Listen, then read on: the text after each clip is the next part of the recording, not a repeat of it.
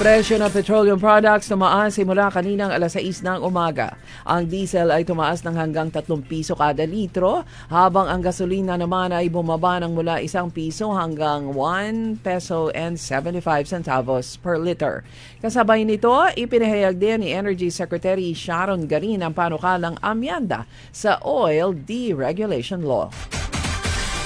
Hindi raw nakamonitor si Pangulong Marcos Jr. sa takbo ng impeachment trial kahapon.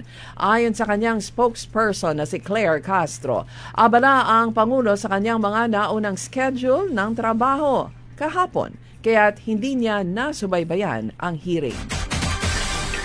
Senator Cheese Escudero nagsabing hindi niya hinangad na maging presiding officer ng impeachment court, pero dahil siya'y inihalal ng mga kasamahan, tinanggap niya ito. Ayon kay Senator Robin Padilla, nakakatawa ang Senado na may 2 presiding officer.